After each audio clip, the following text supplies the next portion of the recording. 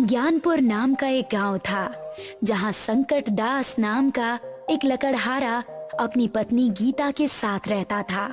संकट दास की उम्र काफी हो गई थी, लेकिन उसकी कोई औलाद नहीं थी, इसलिए वो अकेले ही नदी किनारे जंगल से लकड़ियां काटने जाता था। लकड़ियां बेचकर संकट दास को जो थोड़े बहुत पैसे मिलते, उन्हीं से इंतजाम हो पाता।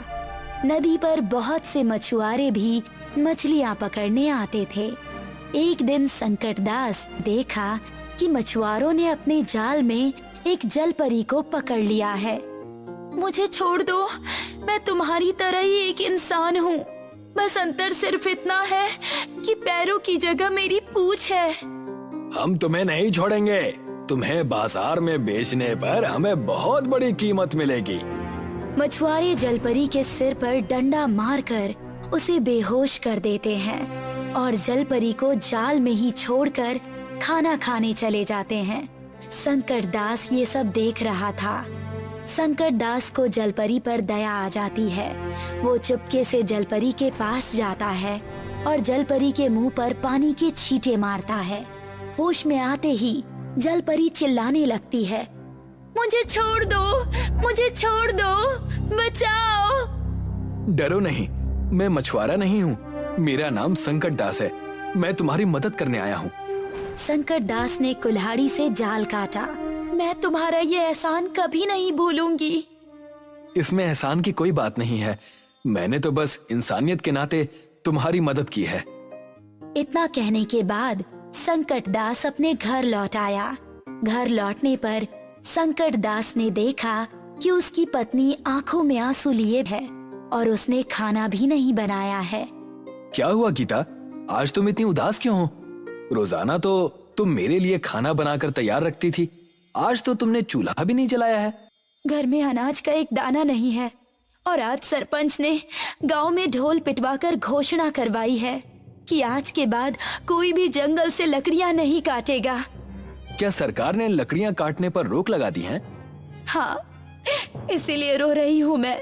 हमारे पास तो लकड़ियां काटकर बेचने के अलावा और आय का कोई साधन भी नहीं है।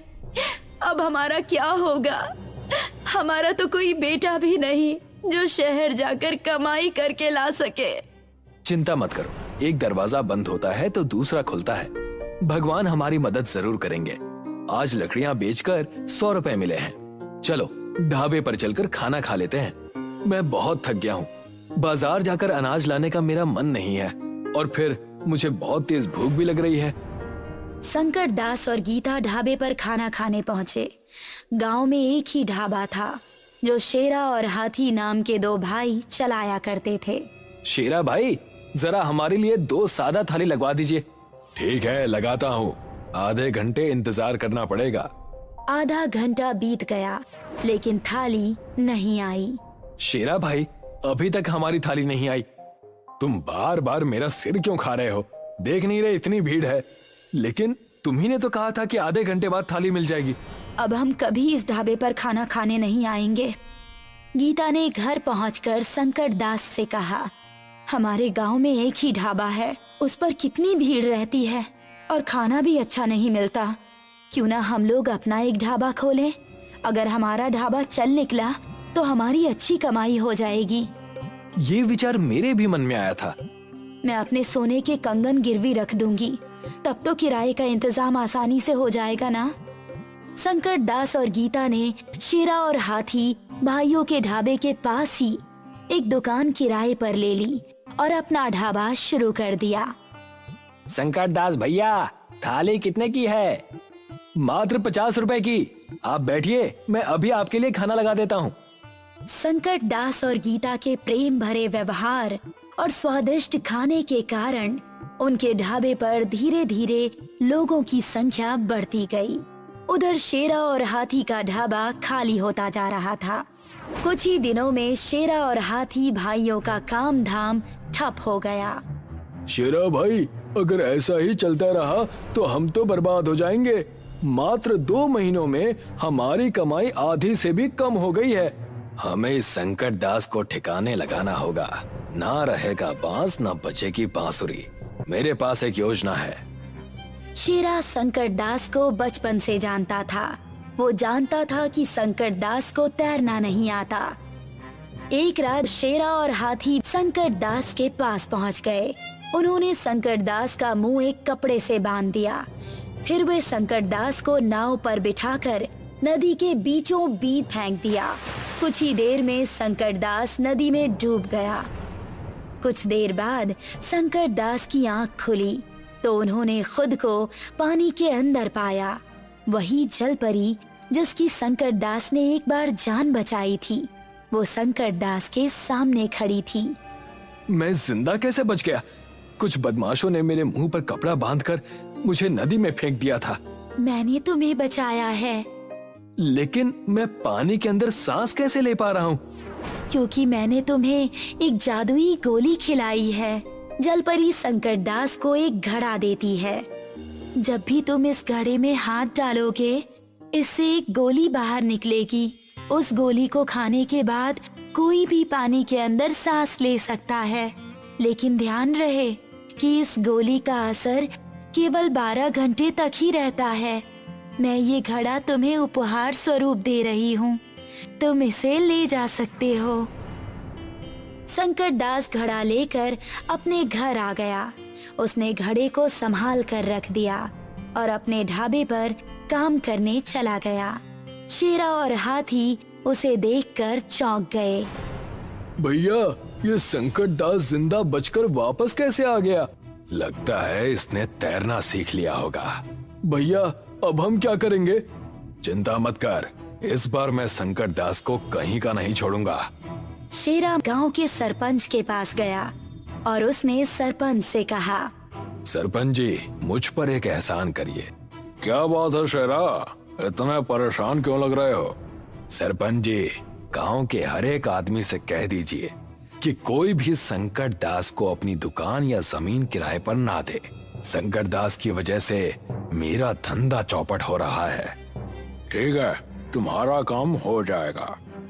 संकट दास जिस दुकान में ढाबा चला रहा था, उस दुकान के मालिक ने संकट दास से दुकान खाली करवा दी।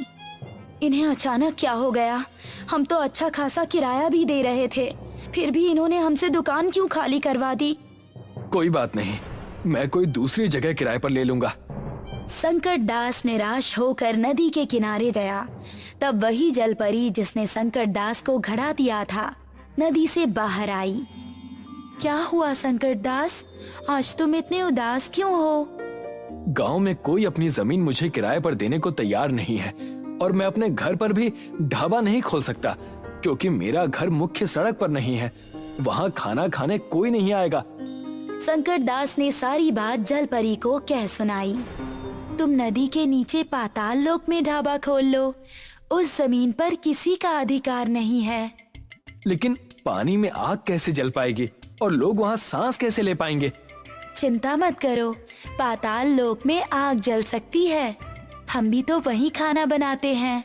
और रही बात पानी में सांस लेने की, तो याद करो मैंने तुम्हें एक घड़ा दिया था जिसमें जादुई गोलियां थी।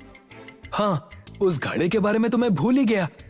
संकट दास ने नदी के नीचे पाताल लोक में ढाबा खोल दिया और गांव में जगह जगह बैनर लगवा दिए।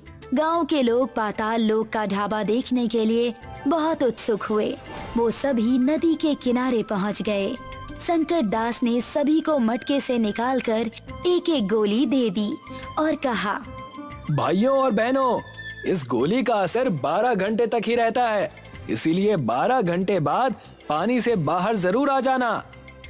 लोगों ने नदी के नीचे जाकर पाताल लोक में संकट दास के ढाबे पर खाना खाया और पाताल लोक में सैर भी की।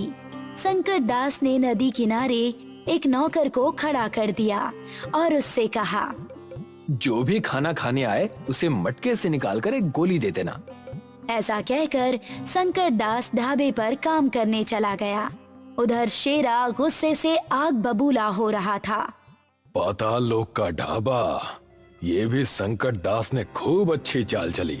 अपने गांव वाले तो वहां जा ही रहे हैं, ऊपर से पड़ोसी गांव के लोग भी पाताल लोक में खाना खाने और सैर करने के लिए आ रहे हैं। हमारे ढाबे पर तो सन्नाटा छा गया है। भैया मैं भी संकट दास के ढाबे पर गया था। पाताल लोक की दुनिया बहुत सुंदर है। बहुत सी रंग बिरंगी मछलियां देखने को मिलती हैं वहाँ पर। चुप कर। अगर संकट दास का ढाबा इस गांव में रहा ना तो हमें इस गांव से बाहर जाकर कहीं और ढाबा लगाना पड़ेगा। शेरा फिर से गांव के सरपंच के पास पहुंच गया और बोला, सरपंच जी, आप संकट दास के ढाबे को नदी के अंदर से हटवाइए। मेरा बहुत नुकसान हो रहा है। माफ करो शेरा, मैं संकट दास को और परेशान नहीं कर सकता। संकट दास के ढाबे की वजह से दूर दूर से लोग हमारे गांव में आ रहे हैं। इससे हमारे गांव का नाम हो रहा है और पर्यटकों की वजह से गांव के लोगों की आर्थिक स्थिति भी अच्छी हो रही है। इस बार मैं तुम्हारी कोई मदद नहीं कर पाऊंगा। शेरा अपने घर आकर हाथी से बोला, सरपंच जी भी हमारी कोई मदद नहीं करेंगे। अब हम क्या करेंगे भैया? शेरा और हाथी गांव छोड़कर दूसरे गांव में अपना ढाबा चलाने लगे। अब संकट दास और गीता का पाताल लोक का ढाबा चलता रहा।